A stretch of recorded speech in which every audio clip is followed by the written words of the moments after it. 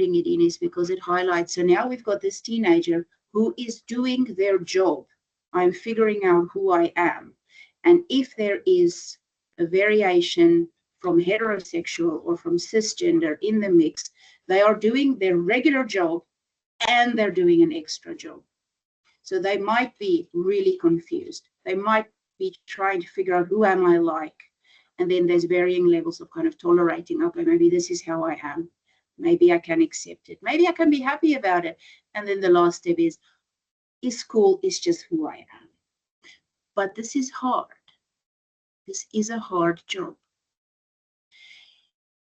And another part of working with teenagers would be this thing of, but it's a phase. But it's a phase. Who hasn't had a phase? I had a phase, you had a phase, we all had a phase. People get diagnosed with gender dysphoria if they have held the line for quite some time. So that means that they have had to have been unhappy, hence the dysphoria, for a minimum of 6 months to even make it to the DSM-5. The World Health Organization's ICD-11 says 2 years. And the World Professional Association of Transgender Health says years. Years. So by the time someone comes and they are distressed enough to have told their parents and come to see the GP and maybe showed up to a gender clinic, you can put cash money on it, that they have had a long time of doing their regular teenage job that is stressful, and then an additional teenage job that is also stressful. They might change in that time, but this is all really, really stressful. So then the question is, why are they coming to see you now? Gender diverse teenagers are at increased risk. So one of the reasons they could be seeing you in primary health, because they might be in one of those 6 phases of accepting their queerness, or they might be a teenager who's just not the same as their parents and it's causing some stress. Trans Pathways was a very big article that came out, a very big project that came out a few years ago. And you can read this slide yourself. It just really puts a number value to trans kids are under more stress than cis kids. And this slide is very busy. Look at it, because what is useful about this slide is, remember when I talked about the importance of biopsychosocial? When you see a distressed adolescent, remember that some of their distress could be, I'm doing my job and that's stressful. Some of their distress could be, I'm doing an extra job and that's stressful. And some of that distress could be, because I'm doing these stressful jobs, the additional stressor on top of that is, my family doesn't want to talk to me. My family wants to kick me out of home. My family is poor, so we don't have money. Kids at school are mean to me. Biopsychosocial. So we revisit the definitions. Sex, sexual orientation, gender, gender identity, gender expression, and then a varying level, a plethora of shenanigans around mental health. Remember when I talked about mental health words that have changed in definition or are being used in a different way than was originally conceived? Suicide, when I was starting to train as a psychiatrist, was basically seen as a symptom of severe mental illness. Someone had to have been pretty damn depressed or psychotic or in a depressed phase of a bipolar. And if they had those severe mental illnesses and they were suicidal, the link was they're suicidal now because of their mental illness. But the word suicide no longer just means that. I think we can all think of clients that we've seen where they have said, I am suicidal, or I have thoughts of suicide, and yet they don't meet the diagnostic criteria for depression or bipolar or psychosis. And if you explore that a bit more, they might go, I have thoughts about it regularly. There are thoughts that I don't even want. Or I am so tired of being worried if I'll have enough money this month to pay the rent, to put food on the table, to pay for my kids' school clothes. I'm so stressed about going to school because It's so horrible. I feel like I don't want to be here anymore. So how we think about suicide has changed because on the one hand, we all grew up with this thing of suicide is a symptom of severe mental illness, and therefore the treatment of it is addressing the severe mental illness. But yet, our customers show up and they're suicidal without a severe mental illness. And that's tricky because then what do? We don't want our clients to die. Makes us feel really crummy, guilty, ashamed, sad, feel like a failure, feel like we've lost something or done something wrong. Because inevitably, as a clinician, if you work in mental health and one of your clients dies by suicide, the question is always, what could I have done differently? In a way that medical providers, pure medical providers, are not asked that, don't ask themselves that same question as intently.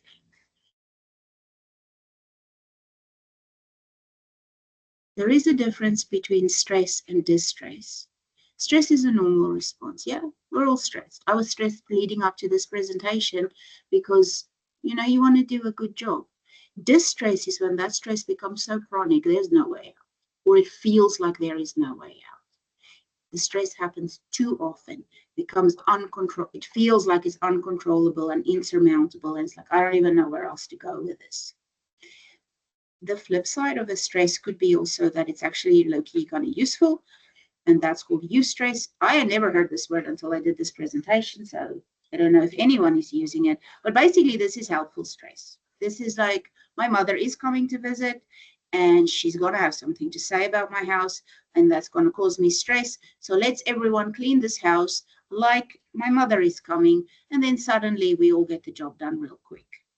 But it's more of a useful one. But I think people currently are stressed and distressed, and if you're in that state for long enough, it can spill over to feeling suicidal, even if necessarily you don't have a major mental illness.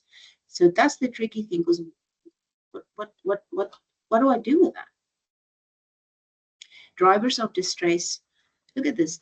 None of this is mental illness. In 2022, the people who died by suicide, most frequent psychosocial risk factors were personal history of self-harm, which I will get to, but the disruption of family, problems in relationships, problems related to legal shenanigans, disappearance or the death of a family member, absence of a family member, issues relating to housing, problems related to primary support group, your friend, your people, or a personal history of non-compliance with medical treatment. I didn't take my diabetes medicine, my foot is gone, and I'm a little stressed about that. This is a very busy slide, but I thought it was important to add it because sometimes, if we think about Inigo Montoya going, you use that word, but it doesn't think what you think it means. There is a difference between suicide because I have a severe mental illness, suicide because I feel like crap and I've been distressed and stressed for so long because of psychosocial, I don't know what to do anymore. And then is self-harm. And this sounds like a hot take. And initially, the first couple of years that I've told myself this, I did think, shit, I'm taking a chance here to say this out loud for fear of jinxing myself. But self-harm and suicide is not the same thing, and we don't need to treat them the same.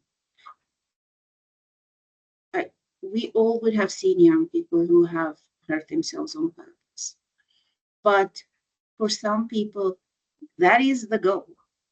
It doesn't mean it's the precursor to something else. The definition has changed. And deliberate self-harm refers to an intentional act of causing physical injury to oneself without wanting to die. It is not a symptom of any particular mental health condition. There's no mental health condition where, like, if you self-harm, you know that this is the diagnosis. It is essentially a symptom of distress. It is a manifestation of distress. And some young people will self-harm because they're feeling too much and they want to feel less, or they're feeling nothing and they want to feel something, or they want to punish themselves, or they want to low-key have people see to ask if they're okay. And then you do get people who self-harm is actually like dropping the little breadcrumbs to say that I'm planning something. Table 3 that I added in here came from this little link that I've added, and I think that they did a really good job at keeping the questioning really chill and, you know, non-emotive. How have you been feeling? Have you ever felt so low? Could you tell me more? You know, just sort of sussing it out. Now, seeing as that we're talking about sex and gender, these stats are for cisgender people. Yeah, over 75% of completed suicides occur in males, usually because if we're going to be making assumptions, they do more violent things. And they're reluctant to admit vulnerability because society has told them men have to be a certain way. For every completed suicide, there is usually 30 non-fatal episodes of deliberate self-harm. Comparing suicidal thoughts to actual suicide rates, 1 in 80 or 1 in 400.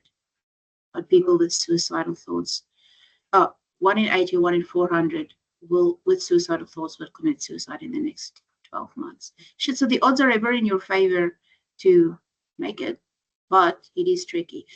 So why I put this slide in is because I recently saw a young person who went to a mental health service and told them that they had thoughts of self-harm. The clinician that they saw, I'm assuming, was quite new or quite junior and was really, really freaked out. Got the manager or the head of the service for advice, brought the young person's mom in, really had a very reactive way of responding. And for this young person, that response was so over the top, they don't want to go back to that service. What we ended up doing, or how the story ended up coming out, was mom told me, I was so excited they're going to a counselor, and then this is what happened. Now they don't want to go to the counselor. And then when I talked to the young person, when I asked some more follow-up questions, this kid was able to tell me very clearly, yes, sometimes I have thoughts of hurting myself, but I have never hurt myself. I do not want to die. Sometimes the thought of hurting myself pops up in my head like an unwanted thought. And when that happens, I usually listen to music and it goes away. Or I talk to a friend or play a video game and it goes away. And if it's really bad, I'll ask mom to hang out with me and it goes away. So it is tricky. So we've got this historical definition of suicide. Then we've got this new version of suicide where it's indicative of stress, basically. And then in addition to that, we've got people who engage in self-harm, people who think about self-harm, people who think about suicide. And all predictive models is there could be risk, but there could also not be risk. But it's probably not a mental illness, but it probably could be. But it probably could be that they're scared and sad and homeless and houseless and hungry. But also, there we go. Please sort that in 15 minutes or give or take if you're a GP. A useful way, I guess, of seeing through some of the intensity, or at least trying to get something to grab onto, to know when do I need to, I always need to help, but when do I need to help dang quickly, is the interpersonal theory of suicide by Joyner and Van Woerden.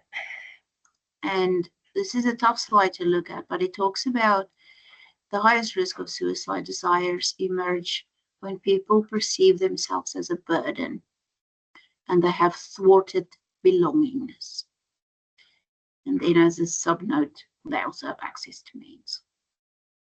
So if we think about teenagers doing their job, could be maybe like doing a hard job of it, and they're hard to be around, or teenagers who are doing their job plus extra jobs. Do they feel like a burden? Do they feel like they belong nowhere? Are they hopeless? They feel it won't change. This is when we start to sit up. Look at this slide. It's got a lot of it's just wild, but it means it gives us an idea of things that if we hear this in a story, it should be setting off some alarm bells that we need to be acting in a certain way. Does the person have access to means? Have they planned it? Have they been exposed to a family member or a friend who's engaged in self-harm or suicidal behavior? Sorry, no self-harm, suicidal behavior. Is the person impulsive? Do they have an increased pain endurance? Are they not scared of dying? How do they describe, what's the end point here? How do they describe dying or after death? And do they have a history of suicide attempts? Now, I would imagine if we think about our clients, some of them would tick a lot of these boxes, but some of them won't. I remember a young person that was in the camps that I worked at, where we received an urgent referral from their psychologist about imminent risk of suicide, because this young person said that they're going to die by eating cherry pits because there's arsenic in cherry pits, and they were like, I'm gonna do it, and that's my plan. So all the surface value, that sounds like shit. You can get cherries at the shops. But when we looked at it, the amount of cherries you have to eat, you will probably throw up or get diarrhea, or it is just an inhumanly insane amount of cherry pits you have to eat. So yes, this person has access to means, but that's not realistic. The planning, that's not a real plan. I'm going to eat 1,000 cherries. I wouldn't get 1,000 cherries. So sometimes it is worth just thinking a hot minute and going, okay, if I approach this in a stepwise way, then I think you'd be able to kind of untangle some of these threads. Australian National Suicide Prevention Strategy talked about individual and social risk factors. And as you can see, many of these risk factors are not mental illness. We're talking about income and social protection. We're talking about employment and job security, working life, housing, being fed and watered, access to healthcare. Individual risk factors is the whole first block is stress and trauma, demographic factors, clinical factors. There comes the mental illness, but you see, it's one line in a whole schema. Physical illness, personality factors, and genetic factors, and how all of this is part of the stew that could indicate risk. So just do all of these things and then we'll all keep everyone safe. It's really hard to do. So we're kind of looking at, again, getting back to biopsychosocial. Suicide is no longer purely a mental health condition. It is a whole big thing. And we need to be worried when people feel like they don't belong, they feel like they are a burden, and they have access to realistic needs, not 1,000 cherries. But that doesn't mean that we don't need to look after people who are saying, I am suicidal because I am, so it's about risk stratification. What do you do on the day? Now, kids come in and they've said the thing. So I said, if you have a hammer, everything looks like a nail, which is, if we view an expression of suicide as a mental health symptom or only function of mental illness. The treatment is medication, the treatment is sending to hospital, the treatment is a biological approach, but that leaves out the psycho and the social. So if we as doctors have access to medicines, is that the right tool for the job? If mental health, we have access to different tools, I think it's important to look at your whole toolbox. So suicide research indicates that people presenting in mental health distress are often not needing emergency medical department intervention for urgent treatment of a mental illness. And hands up if anyone hasn't sent someone to ED because they were unsafe because of risk of harm to themselves, and have them show up for their next appointment telling a story of how they waited in ED for 8 to 12 hours, saw someone and then got sent home with a firm handshake. Or at least their felt perception of waiting for hours and getting a firm handshake. So if suicide is no longer pure biology, but it is also psychosocial, and it is a manifestation of distress, what role does ED have versus what other options do we have? This one blew my mind when I first heard about it. This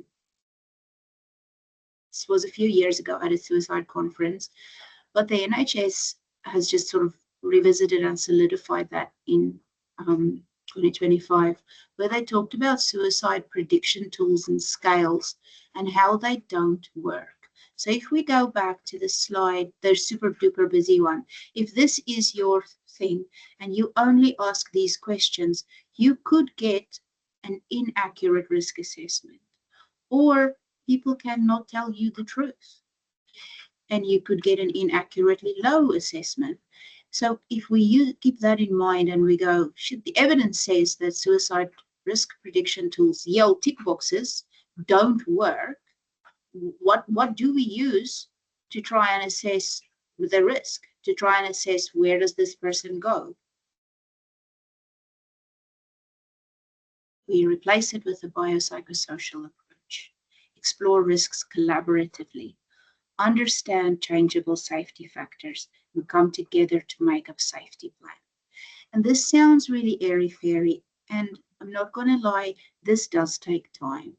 So if I think about that young person who felt that the response from the psychologist was way over the top, sometimes I think of hurting myself, and then the tick box was bam, bam, bam. The risk assessment was bam, bam, bam. Whereas follow-up questions sort of revealed that actually a different approach was needed. But that took me 30 minutes. Yeah, so that takes, that was a leisurely approach. And I do have at least an awareness that my appointments are longer. People are seen before they see me. If you are a frontline worker, you are there. You don't always inherit the patient with all of this information.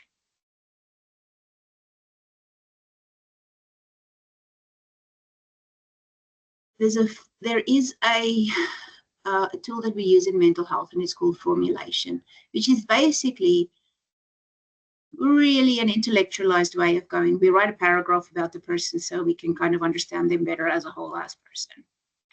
And what that means is we don't use a tool. The tool is formulation, but we don't use a tick box tool anymore because it's just not useful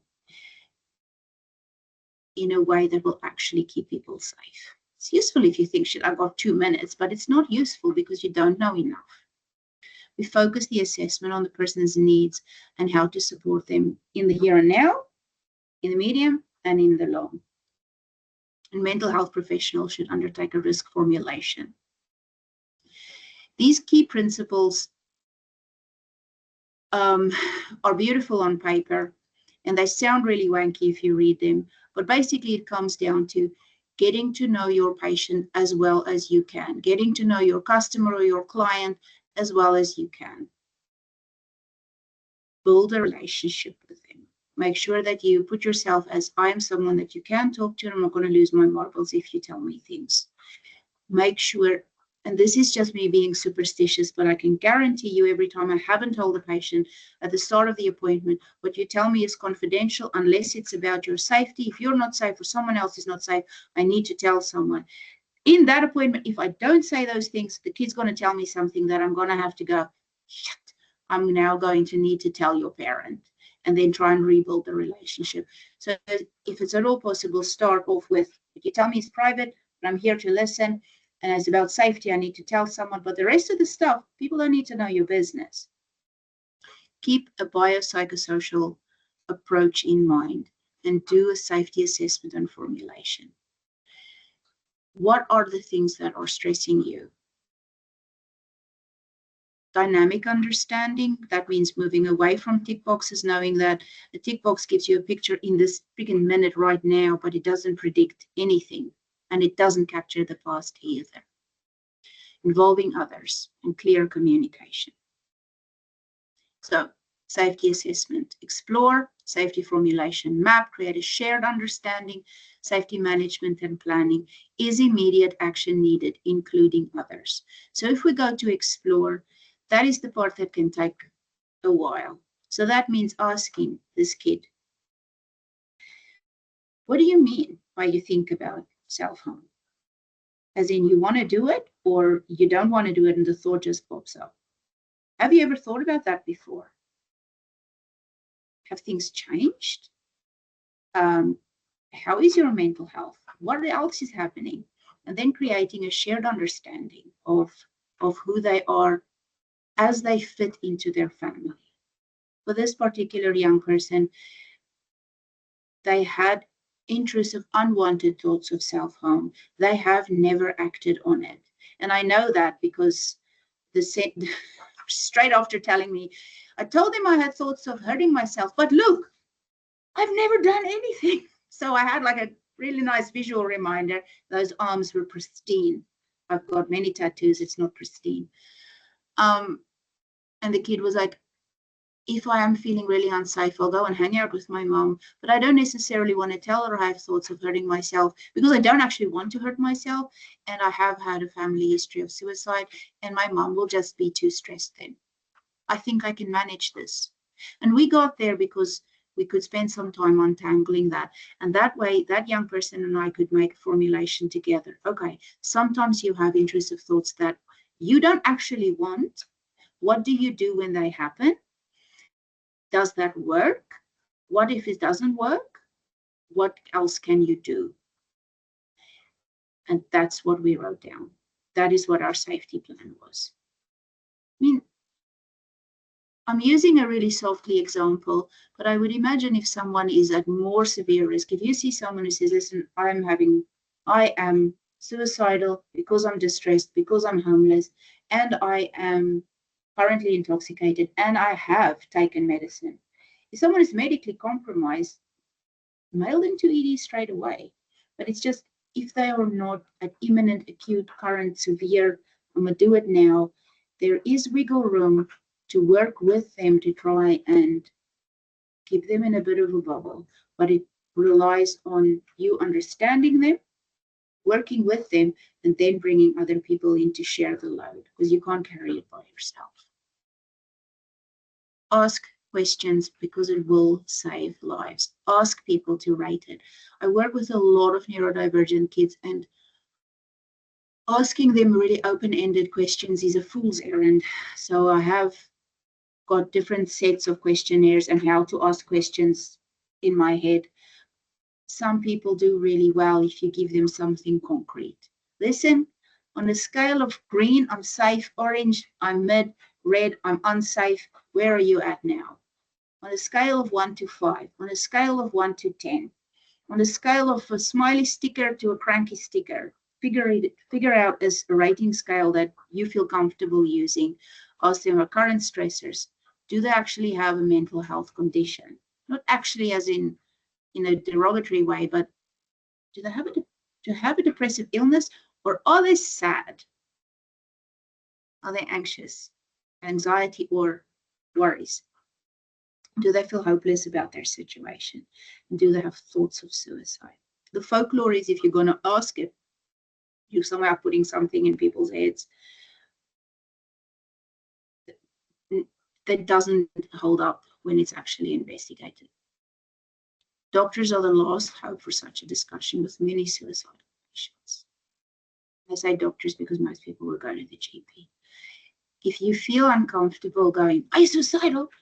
Or you're like, how do I get to this like deeper understanding? Start with a question and then dig a little deeper, and then dig a little deeper, and then dig a little deeper. Ask about, do you have thoughts? Have you ever done anything? Have you had thoughts before? Because there is a difference in risk between someone who says, I always feel suicidal.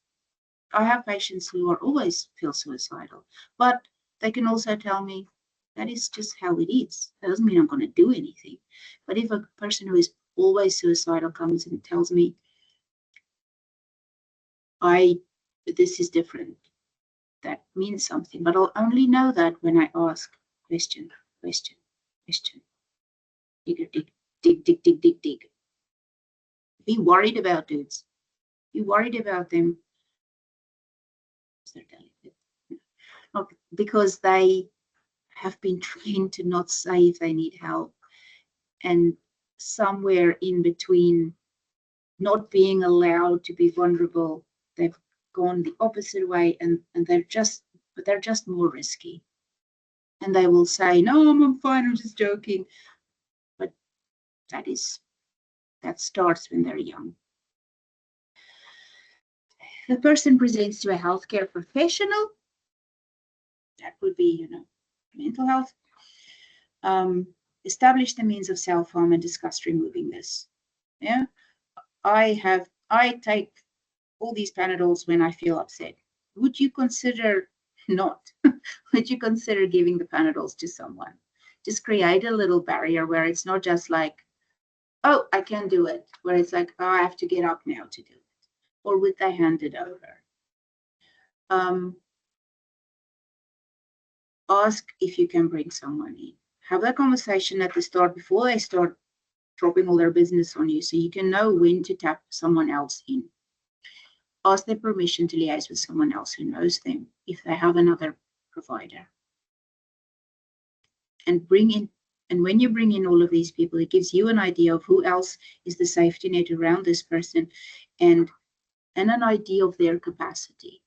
Quite often, people will have providers in private, and they see them once every 6 months. So if a safety plan is go see your psychiatrist, but that appointment is in February, like that's not a real safe safety plan. So kind of figure out as much as you can about the people around the person, because that will give you an idea of how well resourced that system is, and what your wiggle room is within that. Check, do they need urgent medical treatment? Check their level of distress. I mean, if someone is sitting in your office and they're going, yep, I'm so distressed that I'm suicidal, and it is because I am going to lose my home and my mom's kicked me out, and no, I have no one that I can work with, and no, I have no one that I can talk to, and no, I have nothing, and this kid's 16 or a young adult. I mean, your hands are tied in a way. So it's not like I'm saying never send to ED. I'm just kind of going, check, do enough so that you can figure out what you actually want the people to do, to work together to keep this young person safe.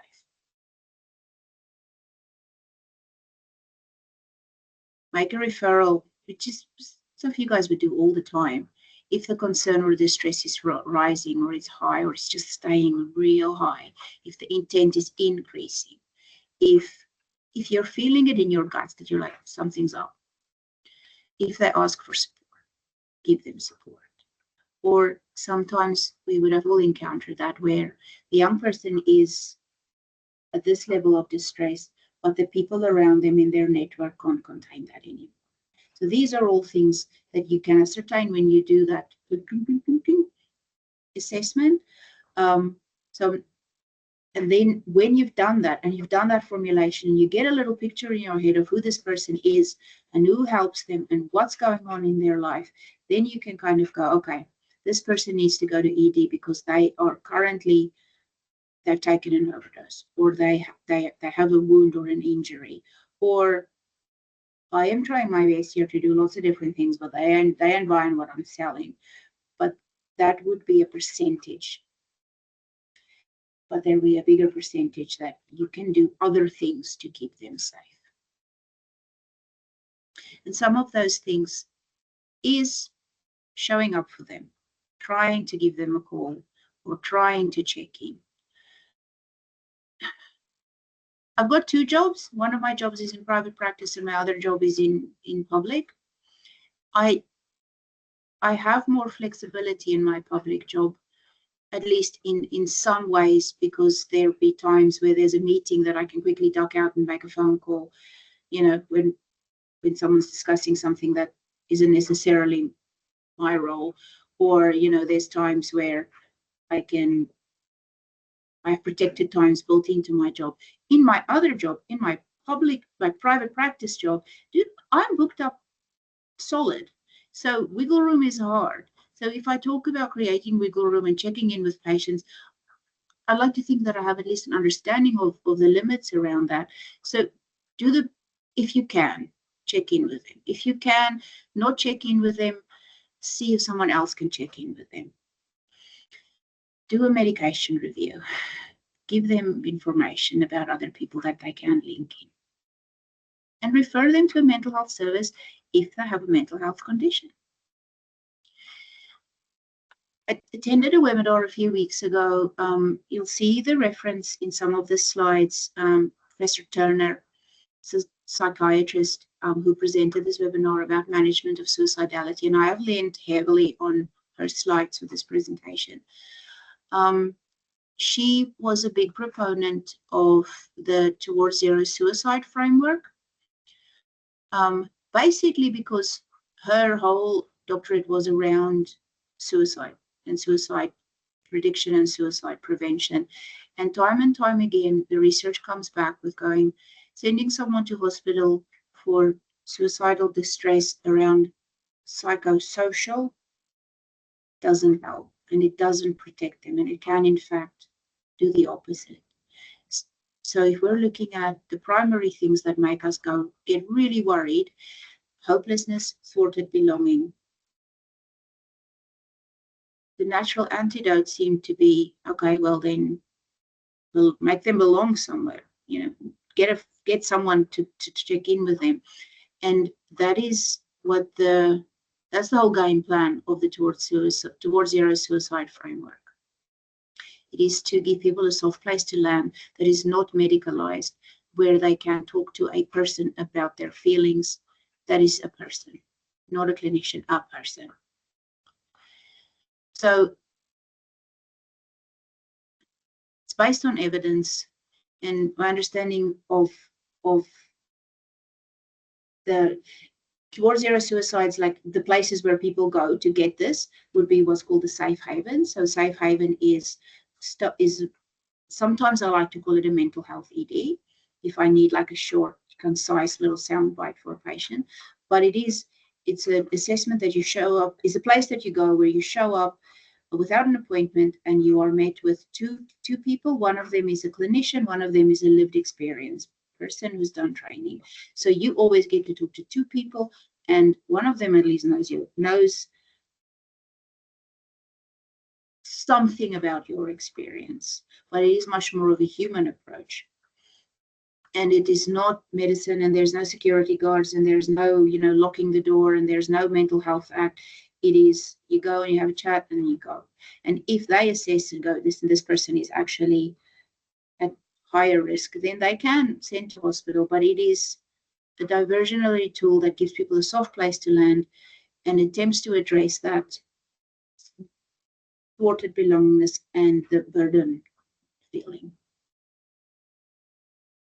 These are options for referrals that, when I have looked into them, seems to at least mirror some of the things that Professor Turner talked about. They are all hyperlinks, so you can click on them. So SPOT is the Suicide Prevention Outreach Team. They are in a number of different LHDs, and they will go to your house to check in on you. They will go to your house. I have had patients that I've referred to them where this was a young person who was an ADHDer, highly anxious but suicidal, had supports but needed extra. And these people could come to their house to come and check in on them. New Horizons, and then support after a suicide attempt or crisis. They will give you a phone call to check in on you. So basically, addressing the biopsychosocial, addressing the bio, that's what we can do with the hospital. But the psychosocial, we need to think about other things that can keep people safe. And sometimes those other things are us and the person's family and friends or their school. But these things are additional. These links that are additional on top of that. We're all just weaving the strands together to make the safety net. This jam-packed slide here will solve all of your problems. You just refer everyone to these. There are queer-specific mental health and suicide prevention supports available. The actual heading is a hyperlink with more links. Q-Life is a resource that I've heard very, very good things about. It's a telephone service, and all they do is they form that you belong here. They form that part of the net. Yes, we like you. You belong here. You can talk to someone who at least understands. And that's the principle around things like Lifeline and Beyond Blue and those suicide callback services. It's just, listen, we heard you're not going well. How are you? The research says that even a phone call from someone who isn't your best friend can still soften that intensity of that hopelessness and feeling like you belong. Mr. Turner talked about a service in Amsterdam where one of the people who work there, their job is to call people twice a week for 20 minutes and talk about their feelings. And that keeps them safe from hurting themselves. Aboriginal Torres Strait Islander people, intersex people, and trans help.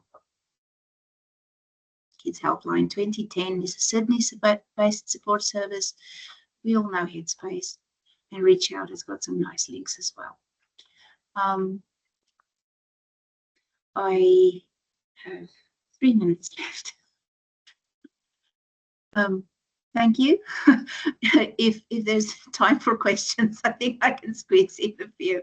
But yeah, sorry, it's a jam-packed presentation. Thank you, Yolandi. That was wonderful. Now, any questions, please feel free to pop them in the chat or even pop your hand up and I can unmute you. Nothing has come through the session, but I found that fantastic. And I'll hand over to Olivia as well to just have a little. Thank you, Sydney. Dr. Goodyear, thank you very much. This presentation, yes, it was jam-packed, but in a lot of ways, it reassures me that us as mental health clinicians working within the cohort of child and adolescent, we are doing the right thing because everything you mentioned, we are doing. Like, for instance, starting by explaining about confidentiality and its limits. And I feel this is really, really important, especially with young persons. And as you mentioned, it does not usually stop them or deter them from talking about self-harm and suicidal thoughts. So in a lot of ways, new start clinicians feel that if they talk about confidentiality, if they ask about suicidal plans, they're putting ideas in their head. I firmly believe that is not true and it's not the case. And we really have to, as clinicians, we have to be very conscious about that. But thank you, because again, it reassures me that we are trying to do the best thing and we are really trying to do the right thing by the young persons. Thanks, Olivia. It is, I'm not going to lie, it is so scary to work with people that are at risk in such a way. And I think we also have to be honest with ourselves and go that you can only do that work for so long at that acuity and then maybe step back and then come back and step back and come back, because it is, as a clinician, shit, it's a lot, like you feel that. And I guess why I've been thinking about suicidality is not because I'm at risk, sorry, bad joke, but it is because it just seems like there's always this thing of there's not enough money for mental health. There's not enough money for mental health. But realistically, what is mental health going to achieve when people are hungry and homeless and sad, and everyone's treating them really badly, or they're being being pushed aside? I can't give someone some Lexapro and fix their homelessness. So what I was hoping to get at this is just people are more than one thing, and we have to sort of try and connect them to different services and just make a little net around them, because mental health services can't do it all. Absolutely, absolutely. Well said. Now, we've had quite a few thank yous come through for everything for today. So thank you, Yolandi. And I know that you did reference a lot of the hyperlinks in it. Again, I will get the recording. It didn't start automatically, so I was a little bit late. I do apologize, but we got it. I will put that up with the PDF of the slides. So if you do want to refer back and go to any of the hyperlinks, you can find them on our website. But thank you both so much. And thank you, everyone, for attending, and have a great night. I just want to shout out to Maple Leaf House. Hello, folks. Thank you, Dr. Goodyear. You are, as always, awesome and amazing and generous with your knowledge and your time. Thank you, Olivia. You're so kind. Thanks, folks. Thanks, guys. Have a great night. Thank you. Yeah. Bye-bye.